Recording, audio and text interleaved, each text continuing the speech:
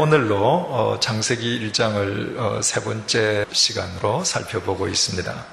첫째 시간에는 창세기 1장 1절에 대해서 우리 생각을 해봤죠. 그 네 단어를 살펴봤습니다. 하나님께서 창세기 1장 1절에서 무의 상태에서 창조하셨던 것은 시간, 공간, 그리고 천하 만물을 이루게 될 구성물질이었다 하는 것을 우리 생각했고요. 두 번째 시간인 지난 시간에는 첫째 날부터 셋째 날에 이르기까지 하나님께서 그 1절에서 만드신 구성 물질들로 구체적으로 이 천하 만물을 어떻게 사흘 동안 창조하셨는지를 우리가 살펴봤습니다. 첫째 날 하나님께서 만드신 것은 빛이었습니다.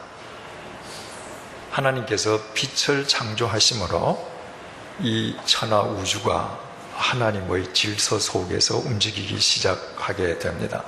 그런데 그 빛은 태양빛하고는 다르다고 그랬죠. 이제 오늘 살펴보겠습니다만은 하나님께서 태양은 넷째 날에 만드셨거든요. 그래서 태양과는 상관없는 빛이라고 했습니다. 자연과학적인 접근으로 생각한다면 그 빛은 해와 달을 비롯한 모든 발광체를 위한 에너지원이다, 이렇게 설명할 수 있을런지 모르겠습니다. 그러나 우리가 신앙적으로 본다고 하면 그 빛은 하나님께서 말씀으로 만든 빛이지 않습니까?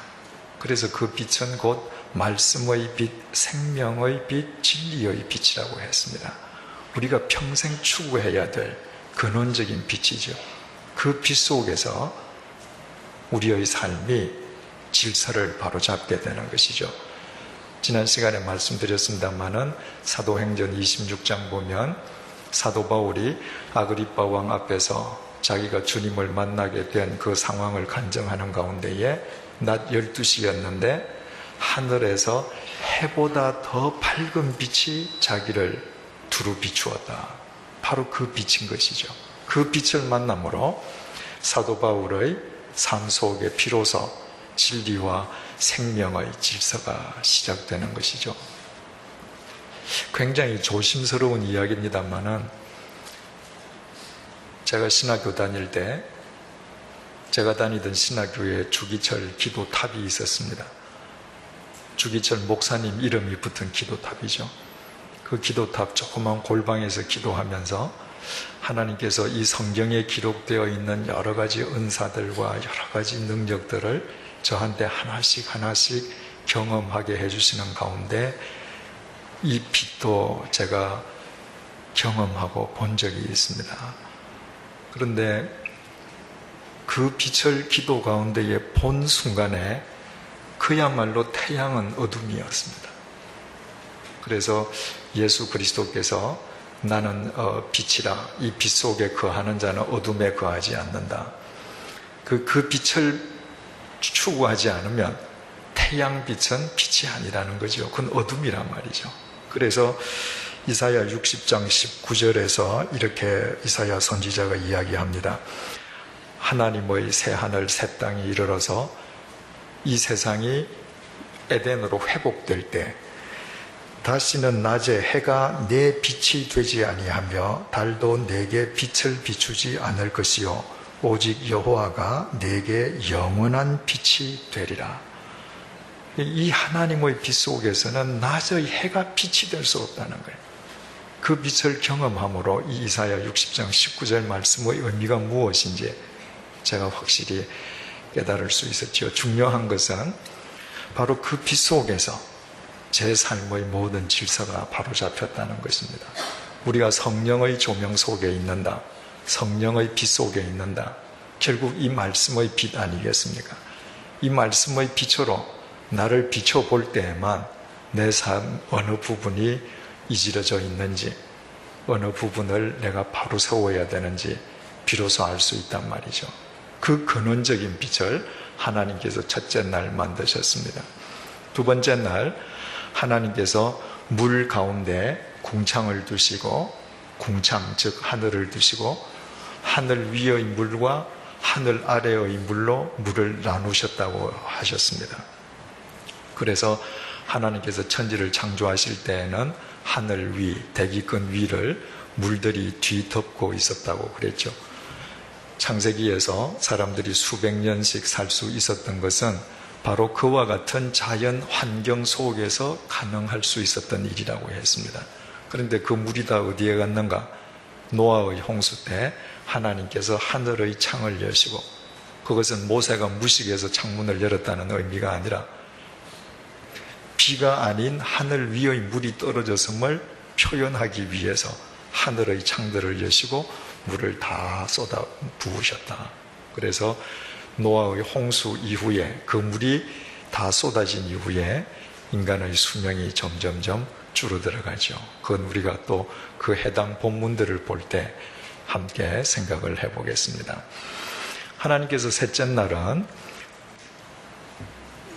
땅 위에 있는 모든 물들을 한 곳에 모으시고 땅과 묻을 분리시키셨어요. 땅과 바다를 분리시키셨어요. 그래서 땅 위에, 묻 위에 온갖 풀과 채소와 과목이 나게 하셨단 말이죠. 그런데 성경이 강조하는 게 그냥 나게 하셨다, 그게 아니라 각각 그 종류대로, 진화론자들이 이야기하는 것처럼 아무것도 없는 상태에서 우연히 단백질이 결성되고 거기에서 우연히 하나의 세포가 나오고 그 세포로부터 온갖 생물체들이 진화되었다는 것이 아니라 처음부터 하나님께서는 모든 종류의 풀을 각각 그 종류대로 창조하셨다. 쉽게 말해서 이 종이 저 종이 될 수 있는 게 아니라 이 종은 이 종이고 저 종은 저 종으로 만드셨다. 그 3400년 전에 모세의 두뇌로는 그런 말을 쓸 수 없는 거죠. 천지를 창조하신 하나님께서 영감을 주셨기에 하나님의 영감 속에서만 기록할 수 있는 내용이라고 했습니다.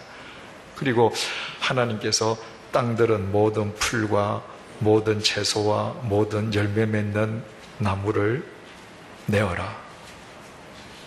그 순간에 온 세상이 초목으로 변한단 말이죠. 창세기 1장에 하나님께서 빛이 있으라고 말씀하셨던 것은 히브리 원문에 하나님께서 빛이 있으라고 말씀하셨다. 그리고 빛이 있었다. 이렇게 기록되어 있다고 그랬죠. 굉장히 간단한 한 구절이지만 그 문장이 간단한 만큼 하나님 말씀의 절대적인 능력과 권위가 우리에게 음습을 해요. 그 하나님의 말씀 한마디에 빛이 충만해지는 세상, 물 속에 하늘이 솟아오르면서 하늘 위의 물과 하늘 아래의 물로 갈라지는 형상, 이런 모습을 한번 머릿속에 그려보십시오. 얼마나 감동적이고 얼마나 장엄하고 얼마나 웅대합니까? 그걸 다 하나님께서 말씀으로 하셨단 말이죠. 그 말씀이 어디에 있습니까? 그 말씀을 하나님께서 우리에게 주셨습니다. 그리고 그 말씀 제일 첫 장부터 하나님께서 그 말씀으로 천지 만물을 지으셨다는 사실을 우리에게 일깨워 주는 것으로 그 말씀은 시작돼요. 무엇을 의미한다고 했습니까? 하나님께서는 그 말씀으로 오늘도 우리의 삶을 날마다 새롭게 창조해 주시는 분이심을 우리로 하여금 확인시켜 주시는 것이죠. 그래서 이 창세기 1장을 얼마나 믿느냐 믿지 않느냐에 따라서 우리의 삶의 질과 수준과 내용이 달라진다고 그랬습니다. 오늘은 네 번째 날 하나님께서 무엇을 하셨는지 한번 살펴보십시다. 14절에서 19절까지 우리 같이 읽어보십시다. 하나님이 이르시되 하늘의 궁창에 광명체들이 있어 낮과 밤을 나뉘게 하고 그것들로 징조와 계절과 날과 해를 이루게 하라. 또 그 광명체들이 하늘의 궁창에 있어 땅을 비추라 하시니 그대로 되니라. 하나님이 두 큰 광명체를 만드사 큰 광명체로 낮을 주관하게 하시고 작은 광명체로 밤을 주관하게 하시며 또 별들을 만드시고 하나님이 그것들을 하늘의 궁창에 두어 땅을 비추게 하시며 낮과 밤을 주관하게 하시고 빛과 어둠을 나뉘게 하시니 하나님이 보시기에 좋았더라. 저녁이 되고 아침이 되니 이는 넷째 날이니라. 하나님께서 넷째 날에는 이미 만들어 두신 하늘에 해와 달과 별들을 만드셨습니다.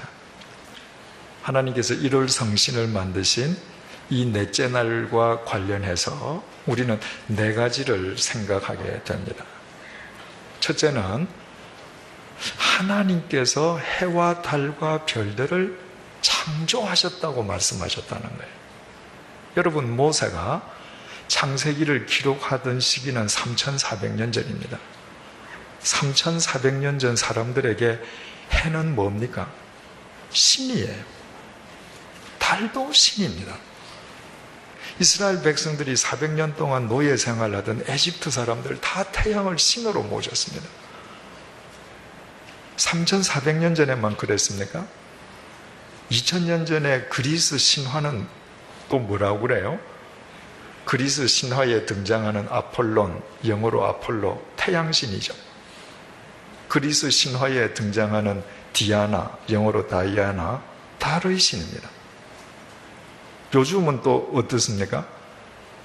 일본 천황 이름 앞에는 성이 없습니다. 일본 천황은 이름만 있죠. 왜냐하면 일본 천황은 기원전 660년에 태양의 여신 아마테라스의 자식이라는 거예요. 그래서 태양신의 자식이기 때문에 성이 없습니다. 지금도 일본 천황은 신으로 일본 국민들에게 추앙을 받고 있는데 자기가 태양 여신의 자식이라는 거예요. 하나님께서는 그거 아니라는 거예요. 하나님께서는 내가 만든 거라는 겁니다. 그러므로 저 하늘에 있는 어떤 1월 성신도 인간의 숭배의 대상이 될 수 없다는 것입니다. 왜? 창조물이니까, 피조물이니까. 3400년 전에 모두가 태양을 신으로 생각할 때 모세가 생각해낸 것이겠습니까? 아니죠. 태양을 지으신 하나님 말씀이기 때문에 내가 지은 것이다. 너희들은 누구도 태양을 섬기는 어리석음을 범치 말라. 지금도 태양신의 후손이라고 족보를 꾸미고 있는 일본 천황을 보면 하나님이 하늘에서 웃으실 것 같아요. 두 번째로 우리가 생각할 수 있는 것은 하나님께서 태양을 네 번째 날 만드셨기 때문에 태양이 있음으로 해서 지구가 태양 주위를 한번 자전하는 그 시간의 길이가 24시간 하루가 되잖아요. 그러니까 넷째 날부터 하루는 지구의 자전에 의한 24시간인 게 분명해요. 그런데 첫째 날, 둘째 날, 셋째 날은 태양이 없었거든요. 그래서 첫째 날, 둘째 날, 셋째 날의 하루와 넷째 날, 다섯째 날, 여섯째 날의 하루가 같다는 사람도 있고 틀리다는 사람도 있습니다. 이게 어느 쪽이 맞느냐 말이에요. 결론적으로 말하면 두 가지 다 맞다 그 얘기예요. 그러니까 첫째 날부터 셋째 날의 길이와 넷째 날 이후의 날의 길이가 똑같다고 주장하시는 분들은 우리가 창세기 2장 가서 나중에 살펴보겠습니다만은 하나님께서 여섯 동안 천지를 창조하시고 이랬째 마지막 날 안식하셨다 이렇게 되어 있잖아요. 그런데 하나님께서 여섯 동안 창조하셨다고 했는데 그 여섯 날 매일매일의 시간이 똑같아야지 어떻게 첫째 날부터 셋째 날과 넷째 날부터 그 다음 날 이후가 같은 시간이 아닐 수 있겠느냐? 일리가 있죠, 그죠? 또 틀리다고 말씀하시는 분들은 이제 다음 시간에 그 전문가의 이야기를 한번 들어보겠습니다만은 창세기 1장 1절에 하나님께서 천지를 창조하셨다. 무에서 유의 세상이 있기 시작한 거, 그것을 천문학에서는 빅뱅이라 그러잖아요. 그 빅뱅 이후에 태양계가 생길 때까지 약 100억 년이 지났다는 거예요. 그러니까 만약에 그 과학적인 이론을 그대로 받아들인다면 하나님께서 태양을 만드시기 전에 사흘 동안은 100억 년이 하루는 33억 년이에요. 그죠? 그리고 태양을 만드신 날부터 24시간으로 바뀌어지니까 같을 수가 없다는 거예요. 다 일리가 있지만 아까 말씀드린 것처럼 결과적으로는 똑같다고요. 왜 똑같은가? 하나님께서 시편 90편 4절에서 이렇게 말씀하셔요. 주의 목전에는 천년이 지나간 어제 같으며 밤의 한순간 같을 뿐이니이다. 하나님 앞에서는 천년이 밤의 한 점, 1초도 아니에요.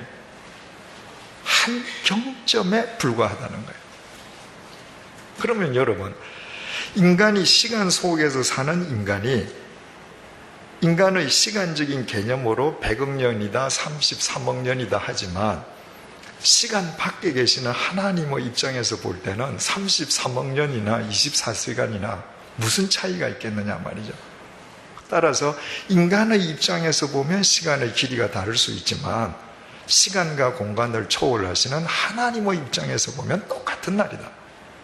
중요한 것은 이 시간의 길이가 같으냐 틀리느냐가 아니라 하나님께서 인간을 위해서 넷째 날에 태양과 달과 별들을 지었었다는 사실이 중요하다는 거예요.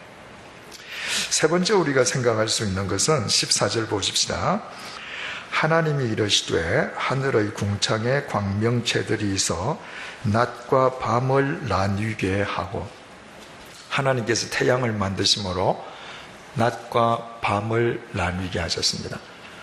태양을 중심으로 지구가 자전을 할 때 24시간 자전하잖아요. 그래서 하루를 하나님께서 낮과 밤으로 구성되게 날을 만드셨다는 겁니다. 여러분, 낮만 있으면 하루가 안 돼요. 밤만 있어도 하루가 안 됩니다. 낮과 밤이 한데 어우러져 있어서 하나님께서 우리를 위해서 창조하신 하루 24시간이 구성되는 거예요. 그렇다면 낮이 소중한 만큼 밤도 소중함을 알게 됩니다. 많은 사람들이 낮의 소중함은 참 깊이 생각하지만 밤을 소중하게 여기지 않습니다. 그런데 낮과 낮 사이를 연결하는 시간이 뭐예요? 밤 시간이잖아요. 낮이 건강하려면 어떤 시간이 건강해야 되겠어요? 밤 시간이 건강해야 합니다. 낮 시간의 수준은 밤 시간에 의해서 결정돼요. 제 고백을 드리면 예전에 말이죠, 제가 술독에 빠져서 살 때 새벽까지 술 먹지 않습니까? 그러니까 그 당시에 낮 동안에 한 번도 제정신으로 살아본 적이 없습니다. 아침에 일어나면 저녁 때까지 항상 흐리멍텅해요. 뭘 생각을 하는데도 명료하지가 않습니다. 그러다가 오후 5시, 6시쯤 때부터 정신 들만 하면 또 전화 돌리잖아요. 술 약속해야죠. 그리고 또 취해 있으니까 그 다음날 하루 종일 없어지는 거죠. 여러분, 밤문화라는 말이 있잖아요. 그죠? 밤문화 이러면 어느 나라든지 부정적 의미로 사용돼요. 향락적이고 퇴폐적인 모든 문화를 가리켜서 밤문화라고 합니다. 하나님께서 우리에게 하루를 주셨는데 낮과 밤을 어우러지게 하루를 주셨다면 우리 그리스도인들은 신앙적인 밤문화를 구축하는 사람들이 되어야 되죠.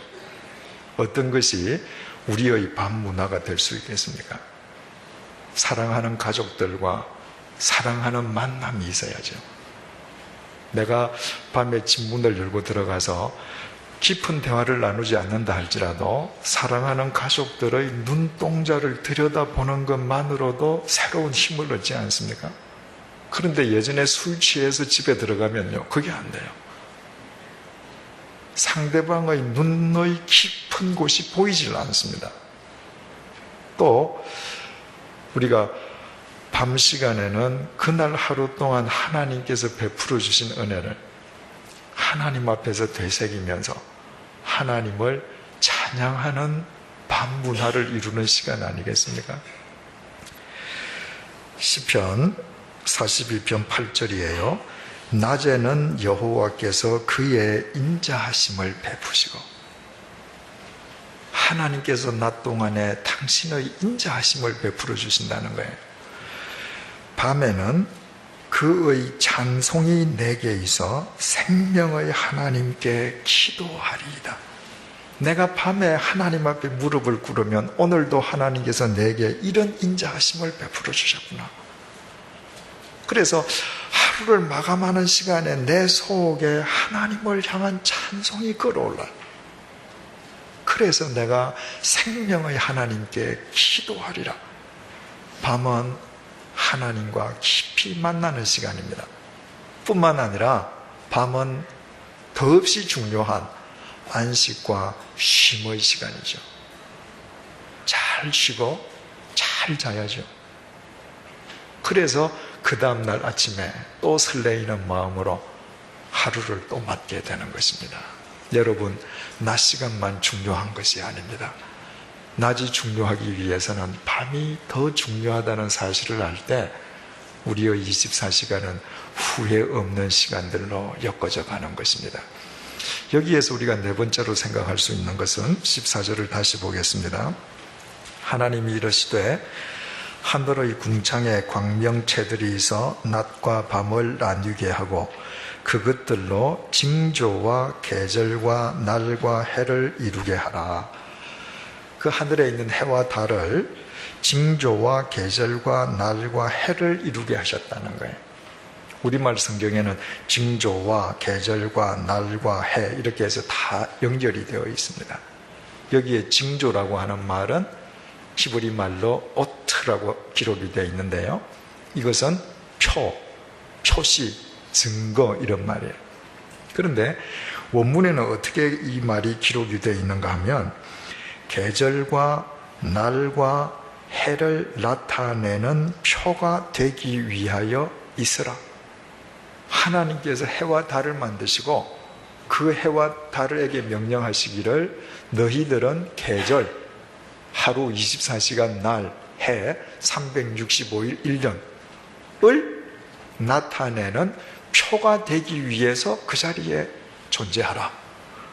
이렇게 말씀하셨다는 거예요. 여러분, 태양력이든 태음력이든 모든 시간과 계절과 날짜 계산은 해 아니면 달을 중심으로 우리 칼렌더가 만들어지지 않습니까? 이것은 하나님께서 그 표가 되도록, 그 증거가 되도록 하나님께서 그렇게 만드셨다는 거예요. 따라서 하나님 오시는 날까지, 주님 다시 오시는 날까지, 이 세상 끝나는 날까지 계절과 날과 해를 나타내는 다른 표시는 있을 수가 없습니다. 창조 때부터 하나님께서 만드신 해와 달만 계절이 바뀌고 날이 바뀌고 해가 바뀌는 표식으로 하늘 위에 언제든지 존재하게 되는 것이죠. 20절에서 22절 말씀, 이제 다섯째 날 보십시다. 읽어보십시다. 시작. 하나님이 이르시되 물들은 생물을 번성하게 하라.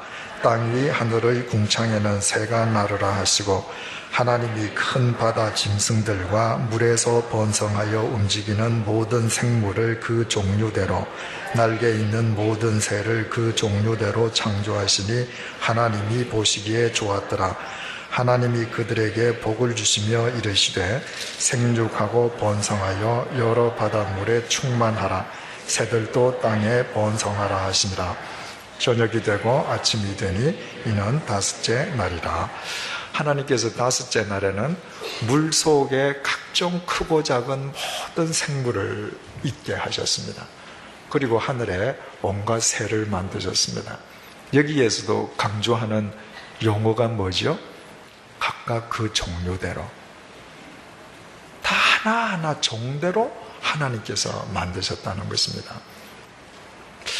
여러분, 백과사전이라든지 아니면 컴퓨터를 통해서 새들의 종류를 나타내는 도감 또는 물고기들을 나타내는 도감을 한번 보십시오. 우리가 상상할 수 없을 정도로 종류들이 많지 않습니까? 근데 희한한 건 우리나라에는 새들 중에 천연색 새들이 별로 없어요. 그죠? 그런데 저 아열대 지방에 가면 정말 새들이 온갖 천연색 깃털을 가지고 있지 않습니까? 그런데 그런 새들이 그 새가 본인이 원해서 색깔이 그렇게 바뀌었다. 저는 그것을 믿는 분들이 정말 존경스러워요. 그분들은 우리가 하나님께서 창조하셨다는 것을 믿는 게 이상한데 저는 정말 그분들이 존경스럽습니다. 그러면 여러분, 성형병원, 성형외과는 다 문 닫아야 되잖아요. 여자들이 내가 예뻐지기만을 원하면 다 예뻐져야죠. 그렇게 안 되지 않습니까? 그죠?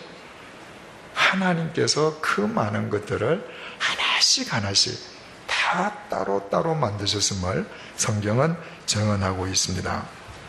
24절, 이제 마지막 날 지으시는 겁니다. 24절에서 25절 한번 보실까요? 하나님이 이르시되 땅은 생물을 그 종류대로 내되 가축과 기는 것과 땅의 짐승을 종류대로 내라 하시니 그대로 되니라. 하나님이 땅의 짐승을 그 종류대로, 가축을 그 종류대로, 땅에 기는 모든 것을 그 종류대로 만드시니 하나님이 보시기에 좋았더라. 이번에는 하나님께서 땅의 모든 가축과 짐승을 그 종류대로 만드셨습니다. 가축은 잘 알다시피 사람과 더불어 사는 짐승이고, 그냥 여기에서 짐승이라고 표현한 것은 가축이 아닌 야생 동물을 의미하는 거죠. 그 모든 동물들도 하나님께서 각각 종류대로 만드셨다는 것입니다. 자, 26절 드디어 하나님께서 사람을 만드십니다. 26절 읽어볼까요? 하나님이 이르시되 우리의 형상을 따라 우리의 모양대로 우리가 사람을 만들고 그들로 바다의 물고기와 하늘의 새와 가축과 온 땅과 땅에 기는 모든 것을 다스리게 하자 하시고, 하나님께서 말씀하셨어요. 자, 우리가 사람을 만들자. 이제 마지막으로 사람을 만드시는 거예요. 그런데 사람을 만드실 때에는 지금까지 천하 만물과 짐승, 새, 고기들을 만들 때와는 표현 자체가 틀려요. 하나님께서 우리의 형상을 따라 우리의 모양대로 우리가 만들자. 그 앞에도 다 하나님은 엘로힘, 삼위일체 하나님이잖아요. 그런데 사람을 만들 때에만 특별히 성부, 성자, 성령님 하나님께서 우리가 만들자라고 사람에 대해서 특별한 관심을 보이셨음을 성경이 우리에게 증언하고 있습니다. 하나님께서 우리의 형상을 따라, 여기에서 형상이라고 번역된 히브리 말은 첼렘인데 본래 그림자라는 말입니다. 여러분, 아무것도 없으면 그림자가 있을 수 없잖아요. 그죠? 그림자는 실체의 반영이죠. 그래서 이 그림자라는 의미가 형상이라는 뜻으로 바뀌어지게 되었죠. 또 우리의 모양대로, 여기에서 모양이라고 하는 히브리어는 테무트인데 이것은 동사 따마에서 나왔는데 닮았다 이 말입니다. 그러니까 하나님께서 당신의 형상을 따라서 당신과 닮음으로 인간을 만드셨다. 그런데 여기에서 말하는 하나님의 형상, 하나님의 모습, 하나님은 영이시잖아요. 그죠? 우리와 같은 형체를 안 가지신 분이시죠. 따라서 여기에서 말씀하시는 형상과 모습이라고 하는, 모양이라고 하는 것은 하나님의 품성, 하나님의 속성, 이렇게 이해하면 되겠죠. 하나님께서 왜 사람을 만드시는가? 우리가 사람을 만들고 그들로 바다의 물고기와 하늘의 새와 가축과 온 땅과 땅에 기는 모든 것을 다스리게 하자 하시고, 하나님께서 사람을 만드시면서 그 목적이 하나님의 대리인으로 하나님께서 이 땅에 만드신 천하 만물을 다스리게끔 하시기 위해서 만드셨습니다. 여러분 첫째 날에도 말씀드렸습니다마는 우리는 그런 존재예요. 하나님께서 우리를 만드실 때 이 천하 만물을 하나님의 뜻에 따라 이끌어가는 존재로 만드셨음을 우리가 깨달을 때에 내가 실패하고 가난하면 가난한 대로 주님의 뜻을 쫓아, 내가 부유하다면 부유한 대로 교만하지 않고 주님의 뜻을 쫓아 이 세상을 하나님의 뜻에 맞게 일구어가는 믿음의 사람이 될 수 있는데, 이 사실을 알지 못하면 우리는 늘 지엽적인 문제, 내 눈앞에서 벌어지는 작은 일 때문에 일희일비하는 근시안적인 삶에서 탈피할 수 없는 겁니다. 그래서 하나님께서 우리가 어떤 존재인지를 이 구절을 통해서 다시 한번 확인시켜 주시는 거죠. 27절, 하나님이 자기 형상 곧 하나님의 형상대로, 형상, 거기 공표를 한번 해보십시다. 형상대로 사람을 창조하시되 남자와 여자를 창조하시고 남자와 여자도 공표를 하시고, 하나님의 형상하고 연결을 하십시다. 새신자반을 이수하신 분들은 다 배우셨죠, 그죠? 하나님은 남자입니까, 여자입니까? 하나님은 남자도 아니고 여자도 아니시죠, 그죠?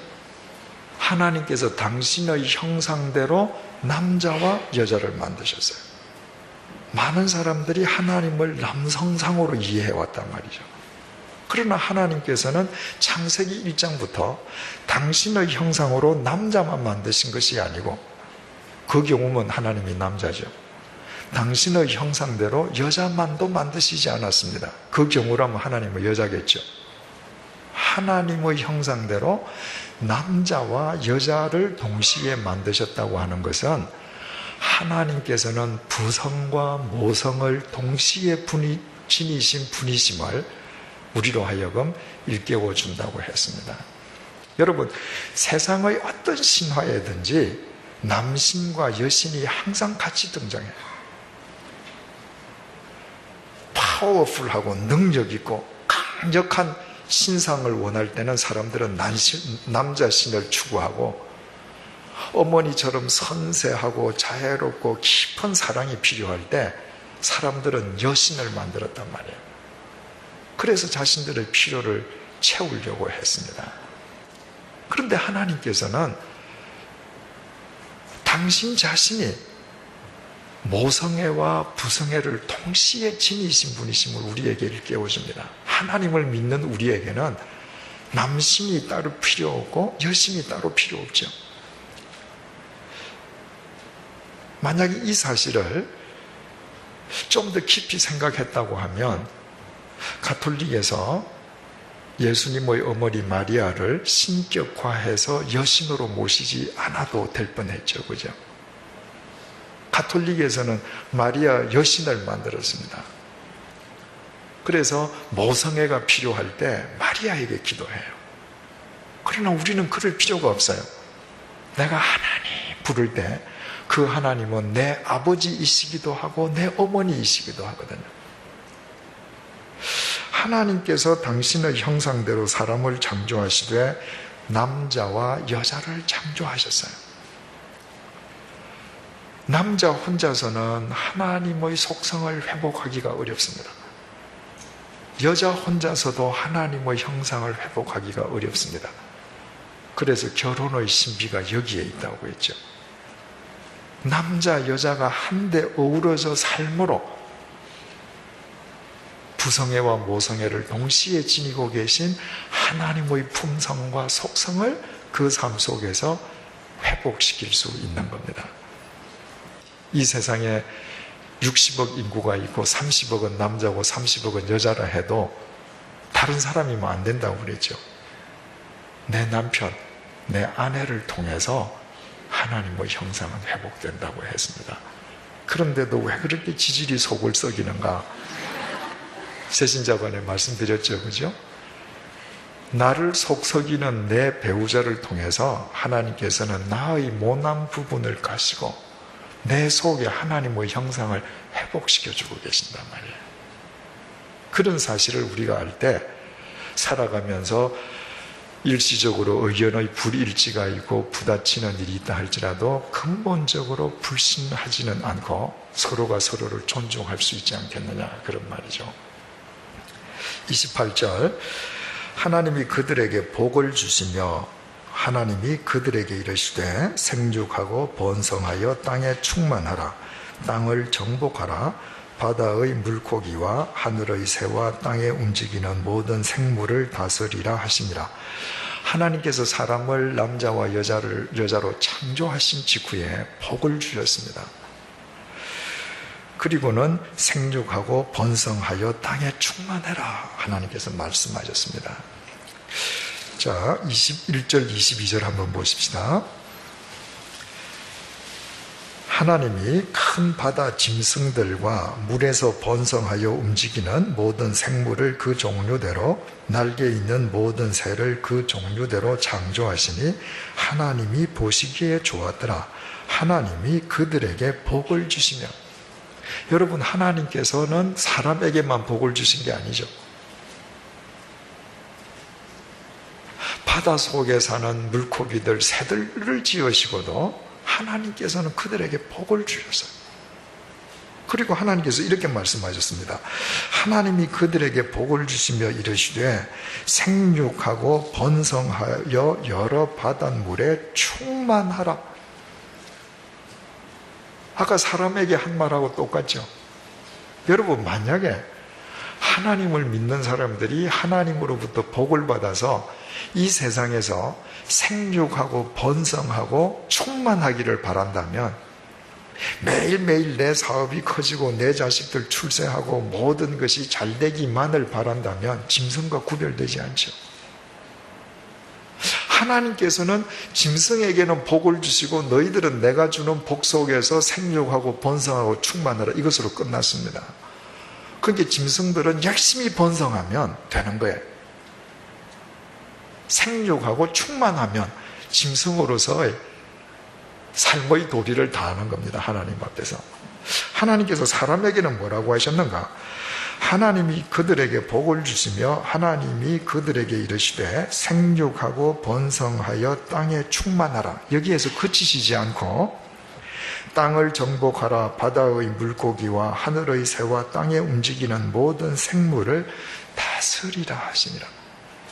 하나님의 법칙, 하나님의 말씀, 하나님의 진리를 쫓아 이 세상을 일구어 나아가라는 것입니다. 이것이 하나님께서 우리에게 주신 명령이고 사람과 짐승의 차이입니다. 새신자반에서 하나님의 복은 메이커의 애프터 서비스라고 정의를 했습니다. 하나님께서 피조물을 만드시고 그 피조물이 피조물다울 수 있도록 애프터 서비스 해주시는 게 복이다. 그래서 여러분, 짐승들은 그 하나님의 복 속에서 지금도 짐승다워요. 그렇죠? 짐승 안다운 짐승은 좀 문제가 있는 짐승이죠. 그죠? 모든 짐승은 지금도 짐승답습니다. 그런데 인간만은 죄로 말미암아 하나님의 이 복을 상실했습니다. 그래서 인간은 짐승처럼 생육하고 번성하고 충만하는 것만 삶의 목적으로 삼지 하나님의 법을 따라서 자기의 삶을 일구어 가려고 하지 아니에요. 하나님의 이 복을 상실했기 때문에 사람만 사람답지 못하게 살아갑니다. 구원받은 그리스도인으로 살아간다는 걸 뭘 의미하는가? 이 복을 회복하는 거예요. 그리스도 안에서 사람답게 살아가는 것입니다. 그래서 시편 기자가 73편 28절에서 이렇게 고백합니다. 하나님께 가까이 함이 내게 복이라. 하나님께 가까이 가는 게 복이라는 거예요. 내가 주 여호와를 나의 피난처로 삼아 주의 모든 행적을 전파하리이다. 하나님의 모든 행적을 전파한다. 이게 무슨 말이겠어요? 하나님께서 이 세상을 창조하시고 하나님께서 원하시는 그 모든 뜻대로 내 삶을 일구고 내 주위를 그 뜻대로 구축해 가겠다. 이 고백이죠. 그러기 위해서 하나님께 가까이 가야 되고 하나님께 가까이 가는 것이 나의 복입니다. 이렇게 고백했습니다. 왜? 그 하나님의 복 속에서만 우리가 사람다운 삶을 살 수 있고, 그 사람만 나중에 코끝에서 호흡이 끝날 때 후회하지 않을 수 있기 때문인 것이죠. 29절 말씀입니다. 하나님이 이르시되 내가 온 지면의 씨 맺는 모든 채소와 씨가 진 열매 맺는 모든 나무를 너희에게 주노니 너희 먹을 거리가 되리라. 하나님께서 사람을 만드시고 사람들에게 뭘 먹으라고 말씀하셨어요? 모든 채소를 먹고 모든 나무의 열매를 먹어라. 하나님께서 천지를 창조하셨을 때 하나님께서 인간에게 주신 양식이 채식입니다. 그러니까 하늘 위를 물청이 뒤덮고 있을 때에 하나님께서는 인간이 채식만으로도 살아갈 수 있도록 만드셨습니다. 그런데 창세기 9장 3절을 보면 하나님께서 이렇게 말씀하셔요. 모든 산 동물은 너희의 먹을 것이 될지라 채소같이 내가 이것을 너희에게 다 주노라. 하나님께서 본래 인간을 채식만 하게 만드셨는데 이제 너희들 동물도 먹어라. 피를 흘리더라도 육식을 해라. 그러면 채식을 하라 하실 때와 육식을 하라 하실 때 그 사이에 무슨 사건이 있는 거예요? 노아의 홍수 사건이 있습니다. 그 하늘을 뒤덮고 있던 물이 다 쏟아진 이후에 하나님께서 인간을 창조하시고 인간의 체질을 아시기에 이제부터 너희들이 생존하기 위해서는 육식을 해라. 또 30절 보십시다. 또 땅의 모든 짐승과 하늘의 모든 새와 생명이 있어 땅에 기는 모든 것에게는 내가 모든 푸른 풀을 먹을 거리로 주노라 하시니 그대로 되니라. 하나님께서 땅에 기는 모든 짐승 새에게도 이 땅의 풀을 먹을 거리로 주셨습니다. 하나님께서 짐승을 지으실 때 모든 짐승은 초식 짐승이에요. 독수리 풀만 뜯어 먹어도 돼요. 매 풀만 뜯어 먹어도 돼요. 사자 풀만 뜯어 먹어도 됩니다. 그렇다면 여러분 우리가 이 말씀을 이제 믿을 수 있습니다. 이사야 11장 한번 찾아보십시다. 이사야 11장 6절에서 8절. 그때에 이리가 어린 양과 함께 살며 표범이 어린 염소와 함께 누우며 송아지와 어린 사자와 살찐 짐승이 함께 있어 어린 아이에게 끌리며 암소와 곰이 함께 먹으며 그것들의 새끼가 함께 엎드리며 사자가 소처럼 풀을 먹을 것이며 젖 먹는 아이가 독사의 구멍에서 장난하며 젖된 어린아이가 독사의 굴에 손을 넣을 것이라. 하나님께서 새 하늘과 새 땅을 회복하시면 이루어질 세상을 지금 이야기하는데, 그것은 바꾸어 말하면 인간들이 타락으로 말미암아서 신라곤 했던 에덴의 회복을 지금 이야기하시는 거예요. 여러분, 어떻게 사자와 송아지가 함께 살 수가 있습니까? 어떻게 표범과 양이 같이 있을 수 있죠? 어떻게 어린아이가 독사굴에 손을 넣을 수 있어요? 이유는 하나님께서 창조하실 때 모든 짐승은 초식동물이었기 때문에 가능한 것입니다. 그러니까 서로 피를 흘리고 싸울 일이 없죠. 그런데 왜 짐승들 세계에서도 육식동물이 생기기 시작했는가? 노아의 홍수 이후죠. 여러분, 이것은 우리에게 참으로 중요한 사실을 일깨워주지 않습니까? 노아의 홍수의 원인은 인간의 타락이었죠. 그죠? 여러분, 인간의 타락은 그 인간 한 개인의 문제로 끝나지 않습니다. 인간의 타락이 자연계의 대변화를 초래하지 않았습니까? 그래서 초식동물이 육식동물이 되고 사람들이 먹는 양식도 바뀌어지고 세상의 질서 자체가 달라졌습니다. 오늘날도 우리가 죄와 벗하는 사람이 되지 말아야 되는 이유는, 내가 죄를 지으면 여러분 그것은 나 한 개인의 문제로 끝나지 않습니다. 내가 죄를 지으면 나의 죄는 나와 관계되는 모든 것과의 관계를 뒤틀리게 만드는 거예요. 그래서 나의 죄로 인해서 나 혼자만 고통받고 끝나는 것이 아니라 나와 관련되는 많은 관계성 속에 있는 사람들이 고통을 받을 수 있다는 사실을 창세기 1장부터 하나님께서는 가르쳐 주시는 거죠. 31절입니다.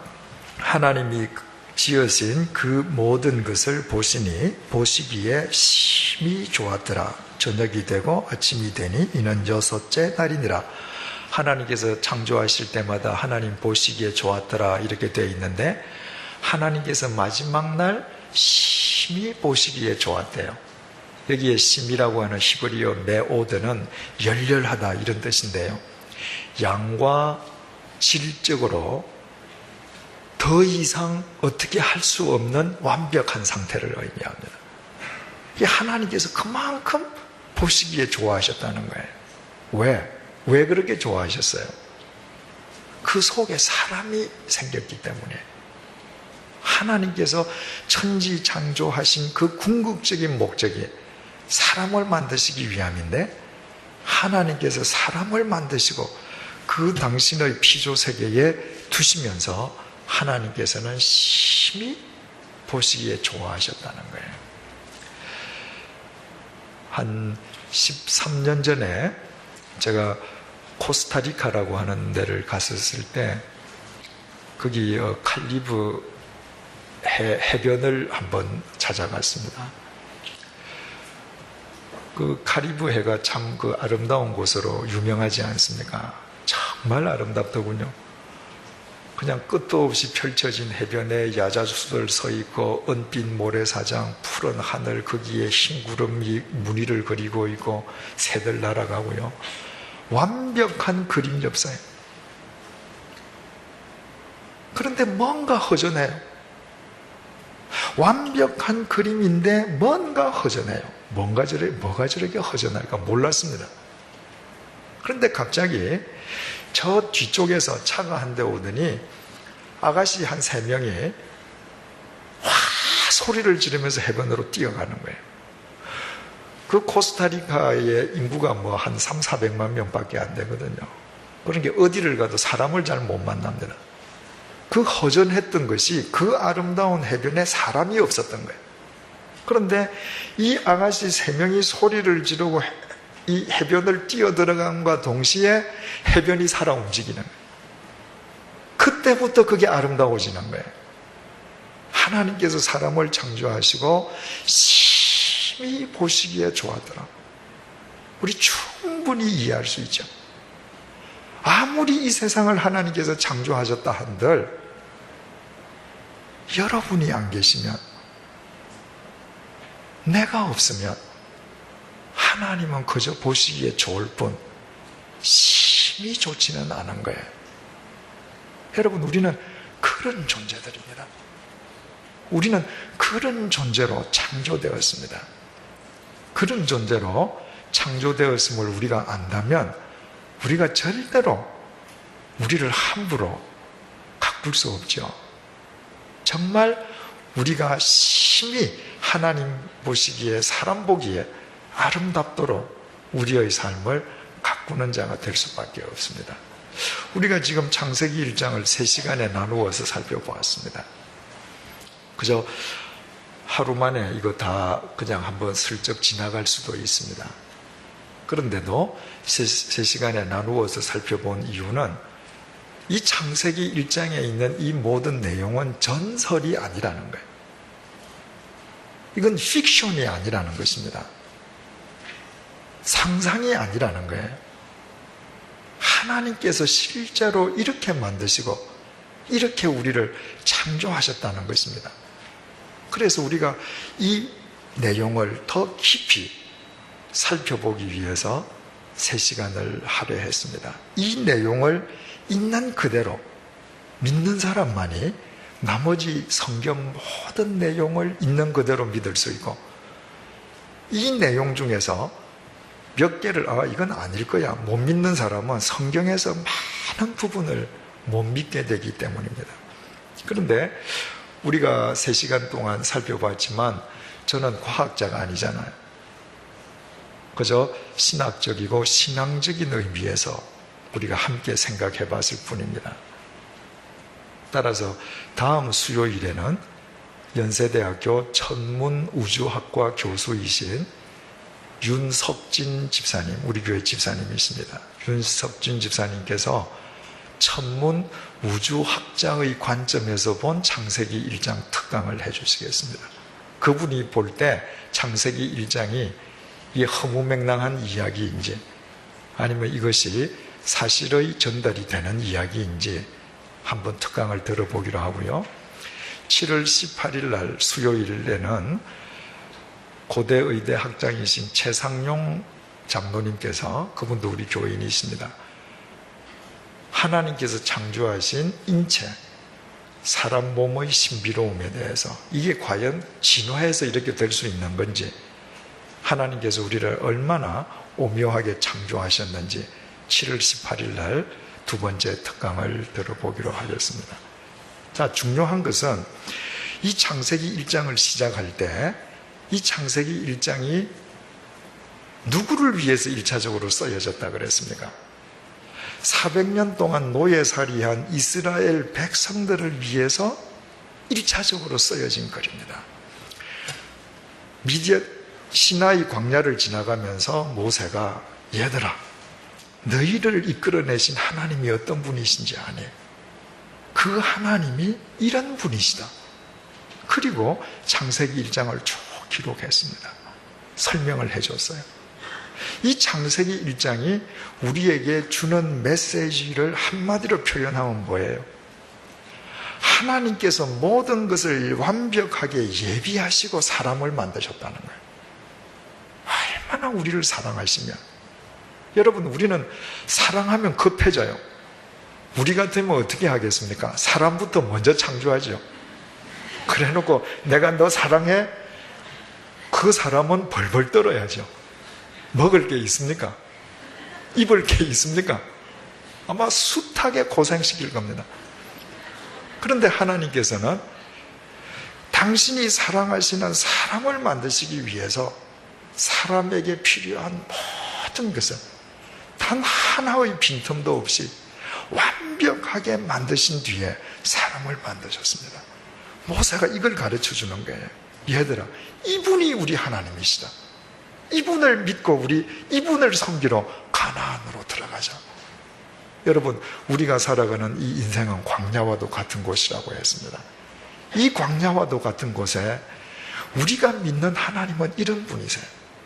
하나님께서 이처럼 우리를 위해서 모든 것을 예비하시고 우리를 인도하시는 분이심을 믿을 때에만 우리가 이 광야 세상을 목적으로 삼지 않고 하나님의 말씀을 쫓아서 살아가는 진정한 성경의 삶을 이루어갈 수 있는 것이죠.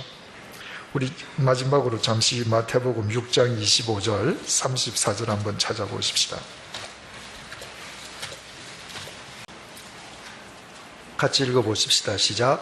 그러므로 내가 너희에게 이르노니 무엇을 위하여 무엇을 먹을까 무엇을 마실까 몸을 위하여 무엇을 입을까 염려하지 말라.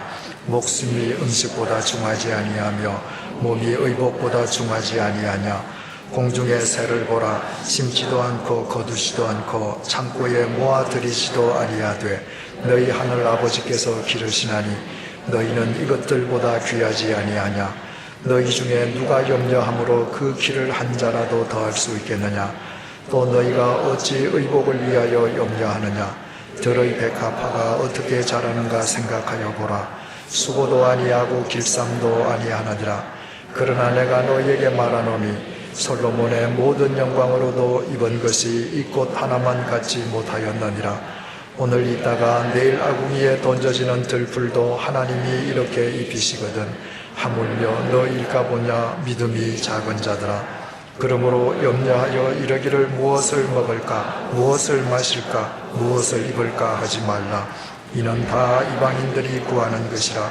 너희 하늘 아버지께서 이 모든 것이 너희에게 있어야 할 줄을 아시느니라. 그런즉 너희는 먼저 그의 나라와 그의 의를 구하라. 그리하면 이 모든 것을 너희에게 더하시리라. 그러므로 내일 일을 위하여 염려하지 말라. 내일 일은 내일이 염려할 것이요 한날의 괴로움은 그날로 족하니라. 이 말씀을 믿으십니까? 예, 그 근거는 우리가 믿는 하나님께서 창세기 1장의 하나님이시기 때문입니다. 기도하시겠습니다. 하나님 아버지, 창세기 1장을 통하여 필요한 모든 것을 완벽하게 준비하시고 나를 창조해 주셨음을 확인시켜 주셔서 진심으로 감사드립니다. 그래서 예수님께서는 너희는 먼저 하나님의 나라와 그의 의를 구하라고 말씀하십니다. 그러나 언제든지 우리는 먼저 하나님께서 주시면 하나님 뜻대로 살아가겠다고 순서를 바꾸어서 주님 앞에 청구합니다. 주님, 믿음은 이 순서를 바로 지키는 것임을 잊지 말게 도와주옵소서. 이 순서를 바로 지키는 가운데에 우리의 삶이 매일매일 하나님에 의해 새롭게 창조되는 창세기로 엮어지도록 은혜를 베풀어 주옵소서. 예수님의 이름으로 기도드립니다. 아멘.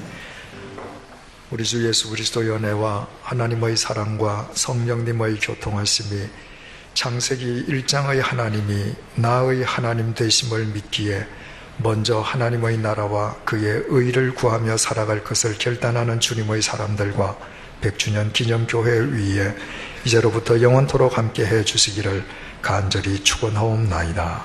아멘.